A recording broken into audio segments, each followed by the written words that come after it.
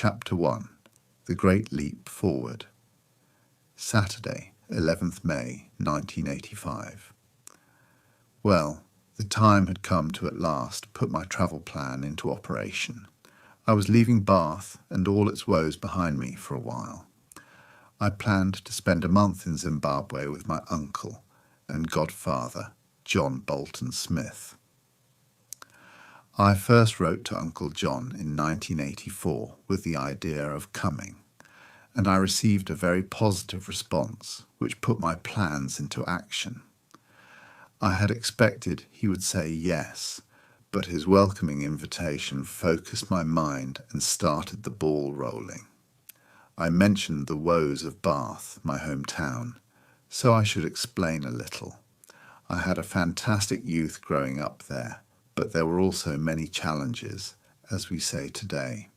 Apart from parents divorcing in 1976, so leaving Kingswood School for Beach and Cliff when I was 14 and underachieving at both, for which I tried to catch up by doing evening classes while working at my father's business, the Bristol Beetle Centre.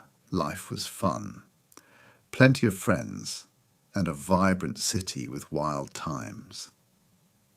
However, this was shaken when a friend, Eddie Wright, was stabbed outside his home in 1983. Melanie Road, a friend of my then girlfriend, Rachel Cobb, was murdered almost outside my great-uncle and aunt's home, June 1984.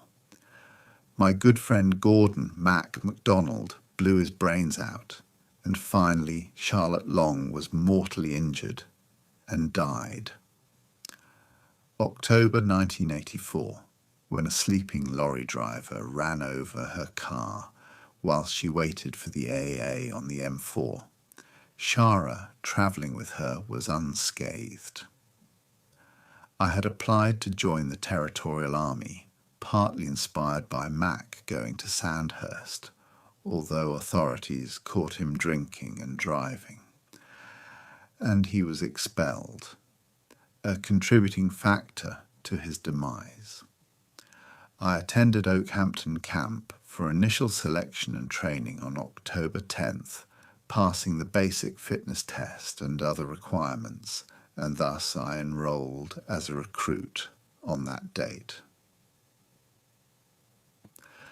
I had been planning my escape from Bath for a while, and my mother was keen I should visit her brother John in Africa, so the preparations were done, and I was off. I had given my Beretta 686 shotgun to Mark Crudgington to sell at his father's gun shop in Bath, and thanks to some money my great-aunt Thea had given to me, I was off on a Bulgaria Airlines flight to Harare. Sunday, 12th of May, 1985. The first stop on my first ever flight anywhere was Sofia, Bulgaria. Still very much a Soviet country. The place was a stark, cold expanse of concrete, with a handful of passengers trying to make themselves comfortable by covering themselves with newspapers to hide from the glare of the spotlights, and AK-47 toting security wandering around wishing they were somewhere else as well.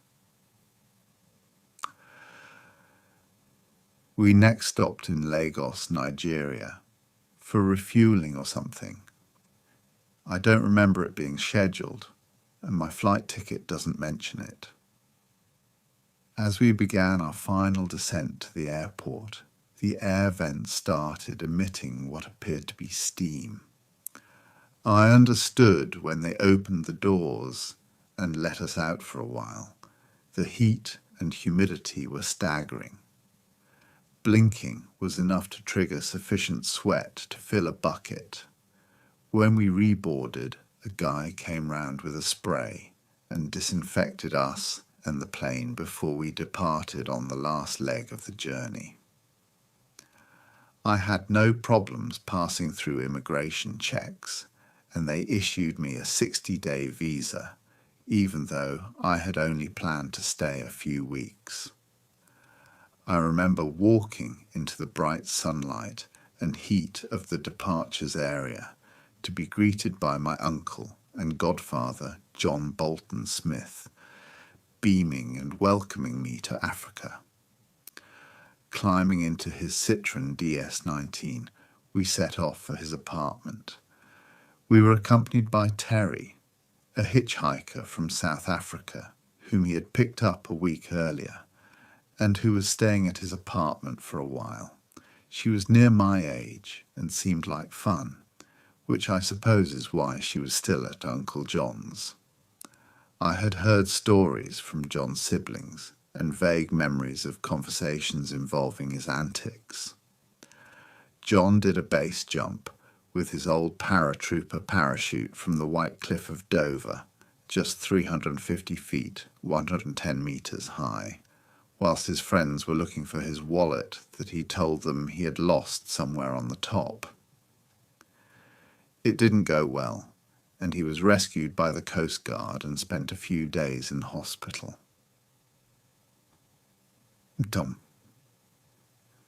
This was, in fact, an attempt to fake his disappearance and death, as he was engaged to a lady called Heather and running a restaurant in Guildford. After buying himself out of the parachute regiment some years earlier, he just wanted a change of scene. His brother Roger told me he got a call from John in the hospital asking that he recover his bike, which was stashed near the cliffs. It contained his new identity and other essentials for a disappearance. After this escapade, he let Heather know he wasn't the marrying kind and sold his share in the restaurant. He then caught a plane to Rhodesia and enlisted with the Rhodesian Light Infantry to assist with the ongoing conflict there. He was offered the SAS, as he was a former para, but there wasn't a course for a while, and he was strapped for cash, so he enlisted with the RLI, but became a parachute jump instructor, PJI, with the RRAF and a dispatcher, helping paras out of the door. After Zimbabwe's independence, she stayed and made a living by any means he could, often unconventional, frequently questionable, and with limited success. He told me he had burned most of his army-related items and was always expecting someone to raid his apartment to investigate his business affairs. His kitchen cupboards were filled with a couple of carrier bags stuffed full of cash. I went on to meet some of Uncle John's army buddies, and they were a colourful bunch of characters.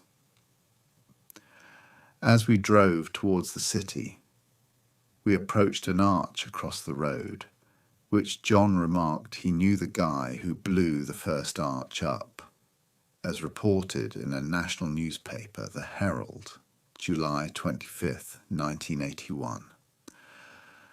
An explosion badly damaged Zimbabwe's Independence Arch, about 10 kilometres from Salisbury along the airport road early yesterday morning. A police spokesman said someone placed an explosive device containing at least 5 kilograms of TNT on one leg of the 8-metre high and 8 miles long concrete arch. The blast removed about 2 meters from one supporting pillar, leaving it leaning inward and threatening to collapse. Residents living nearby reported that just after dawn they heard a loud blast that rattled windows over a wide area. I knew Johnny had had an interesting life, and my trip would mould mine too. Tuesday, 21st May 1985, Harare, Zimbabwe. I have been in Zimbabwe for just over a week now. I'm writing this retrospective record up to today, starting late because thieves stole my diary and other belongings. I arrived on the 12th of May to be met by Uncle John and Terry in his fantastic Citroën DS19, a sort of trendy South African punkette. We went to Womble's for a beer and a chat. John had picked up Terry while she was hitchhiking and was putting her up at his flat. Citroën cars were widely available in Zimbabwe, despite sanctions, because people imported them through third countries. John had two, but this one was the most reliable and became mine upon John's passing in 2007. However, by then it was in deplorable condition and not worth transporting to the UK. The following day, I got up at 7 a.m. to gather gear for the bush trip on Thursday. I rushed around to the cash and carry for tins of tomatoes, butter, milk sold in square plastic bags, cans of beer, whiskey and brandy, among other essentials. In the evening, I drove the Land Rover and Terry to a nightclub below the Holiday Inn, and Graham was there as well. I had met Graham upon arrival. He was a former dental technician from the UK and was working with Uncle John, although I always felt he was a bit of a hanger-on rather than a true friend. My uncle was not too bothered by friendships. His relationships with us, I think, were more perfunctory. Graham was a bit younger than John, approximately 35 years old, and somewhat creepy in some ways. He was a wiry chap with wispy, blondish hair and a beard. John mentioned that he had been suffering from gonorrhea, but was still at it like a rabbit. A bit too much for my young ears and my sense of morality, and I certainly looked at him askance from then on. We saw a lady performing a nightclub-style singing routine. She was also a local radio newsreader, a talented lady. I had a drink and chatted with her, and then we danced. I was starting to feel relaxed here and see the potential of the place. Tuesday, 14th May. Up early again, still having issues with the gear, etc. John needed some cement, sand, wire and the like for the shop he has in the bush, so we also went to pick up crates of chibuku, traditionally brewed opaque sorghum beer, widely consumed in various African countries, as well as bread from the bakery. By about 10 a.m, we had done what we needed to do, so before sloping off home, we popped into Guido's for our customary toasted cheese and tomato sandwich and espresso coffee, and chilled for a while, listening to more anecdotes and tales as they became topical. Guido, or the owner of the place, who apparently was a former helicopter pilot, although I can't remember if he flew in Fire Force K-cars or was a medevac, but like many of the foreign people involved in the conflict here, had odd or eccentric ways. Guido sent bolts of Rhodesian camouflage cloth back to Italy to have them made into beautifully bespoke, tailored flying suits. Most soldiers towards the end of the conflict had specially made equipment, and John was no exception. However, as mentioned before, he disposed of anything controversial or illegal after Gwati shot someone. He was a little concerned about being raided by the police himself, which would not be a good thing for them to find. In the evening, Terry cooked a couple of chickens. She said it was an Afrikaans-style dish. A mess was more like it. Although it tasted pretty good, we had had 1 or 2 beers by then. Wednesday, 15th of May. Final preparations for the bush involved packing everything and loading it onto the battered Isuzu truck, as well as performing some maintenance on the vehicles, all of which had seen better days due to a history of poor repairs. Terry made soup, Afrikaans style. We had an early night. I wrote letters to various friends, hoping to receive a response and maintain some form of connection with home. Thursday, 16th May. Took malaria tablets. Malaria is rife in the lowlands. And off to the bush in the Land Rover, filled with chibuku, our rations and beer, with the Isuzu truck carrying the building materials and other heavy stuff. The journey began normally, and I found it surprising how good the roads were, especially leaving Harare and the nearby towns. After being on the road for about 1.5 hours, we were overtaken by a car, and Gwati, John's manager, was waving out of the window. Strange, because he was supposed to be driving the 7-ton Isuzu. Anyway, the lorry was knocking badly.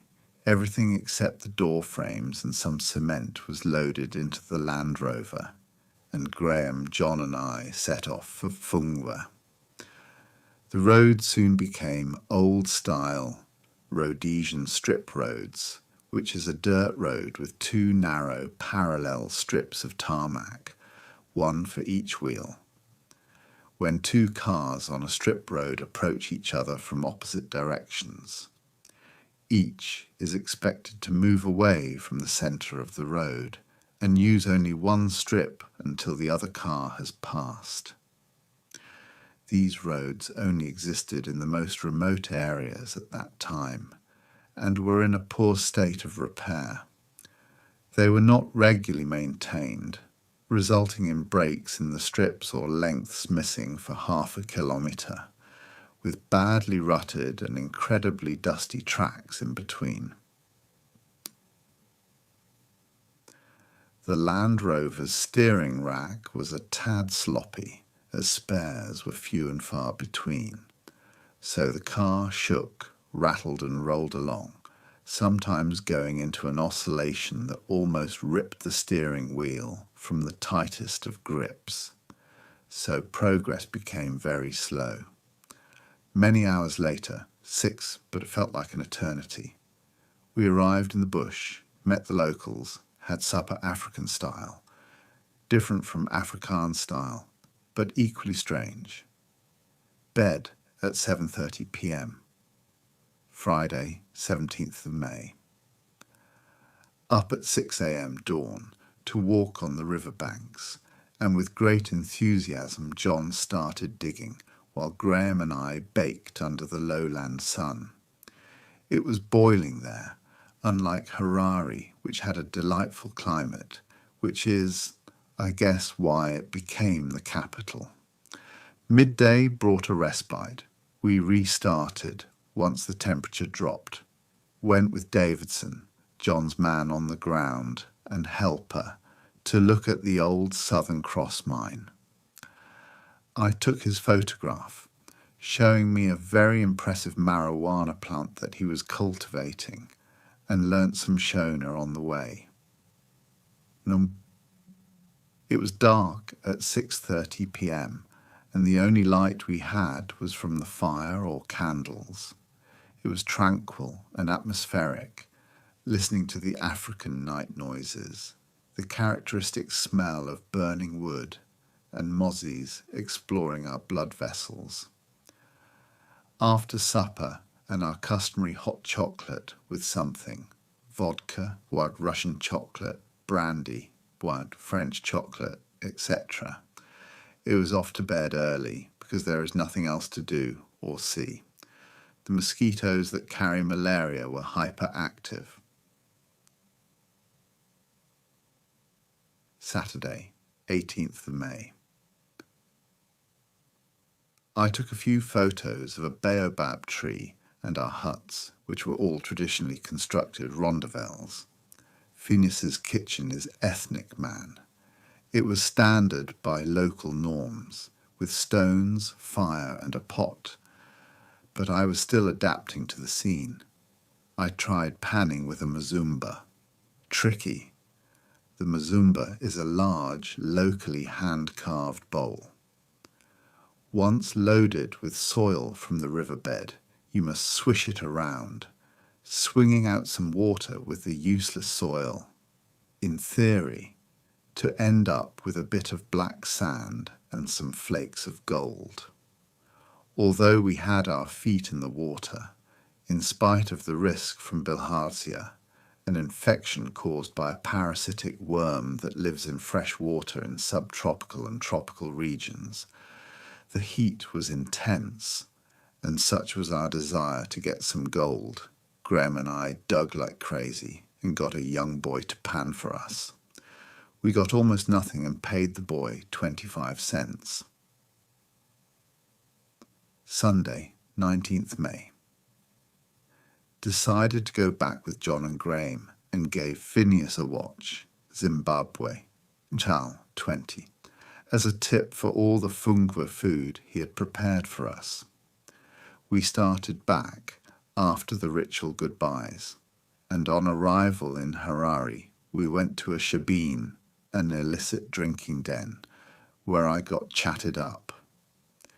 Then we went to the German club and met some of the ex-army boys, etc.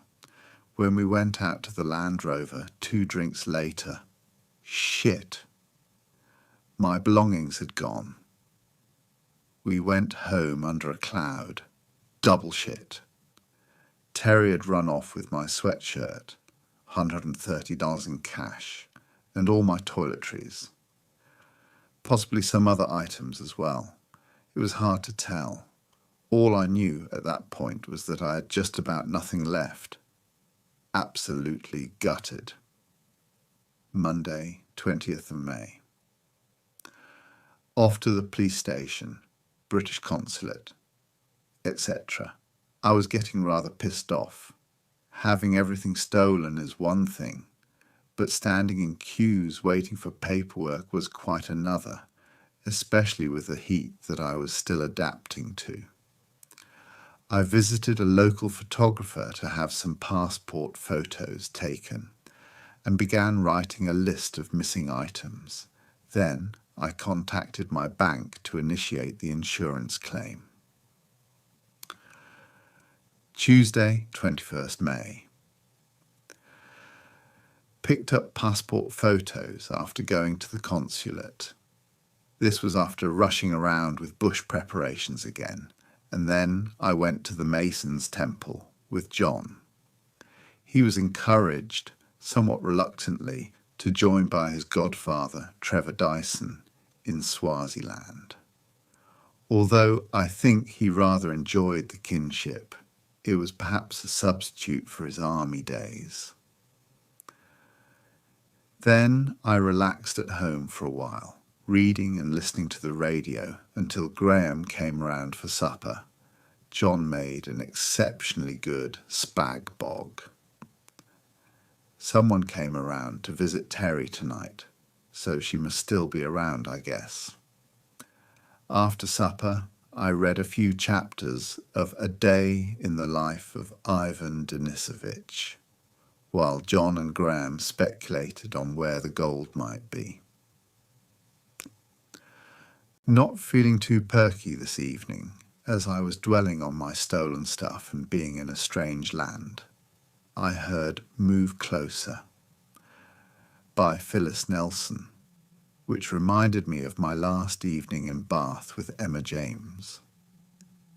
I had known Emma since she was at school and rather fancied her, but never got a look in, although we were good friends and regularly met up at the pub, wine bar or club. She was popular with the boys, but all the ones who were obvious assholes, I don't think they respect her.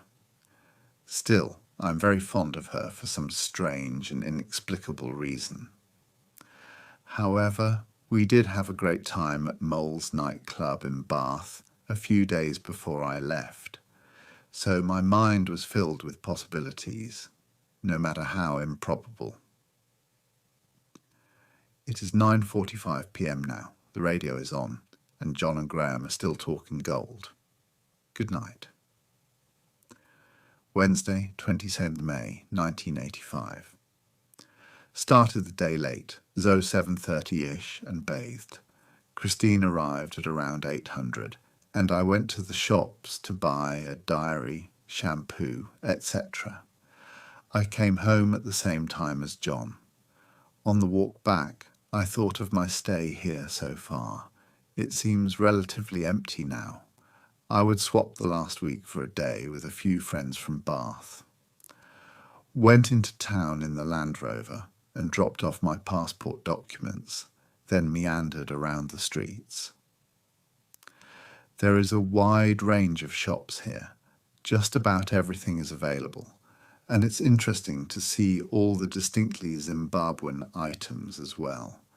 Came home and read Ivan Denisovich. John went to the Masonic Temple, and Graham went home. Uauton. I managed to reach Louise Coke Norris's home, but she was not there. However, she phoned me later.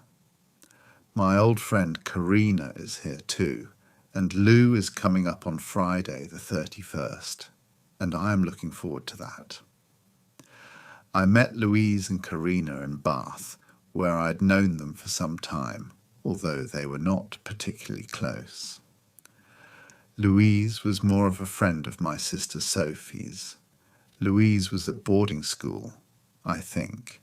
She stayed in the UK for a while before returning to Zimbabwe to work as a journalist for several Zimbabwean newspapers.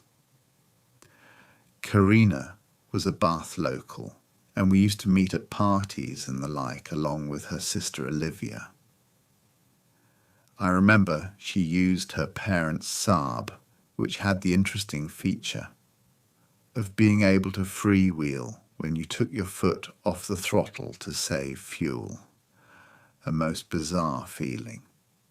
Olivia had a bit of a crush on me, although I wasn't attracted to her in the same way, and she was a really lovely girl, but my eyes were turned elsewhere, and somehow. I have written to the bank, Mother. I finished Solzhenitsyn's One Day in the Life of Ivan Denisovich at 9:24 p.m. A good read. I wrote to my mother letting her know that the accumulation of culture shock and the theft had put me into a bit of a downer. I cannot help feeling fed up. Now I want to swap the whole of Africa for a couple of days in Bath. It really annoys me when the locals call you sir and boss and scrape. In their own country, they can take respect too far. It is not because they are made to do it, they want to. Christine, the home help, calls even me boss and offers to make tea, etc.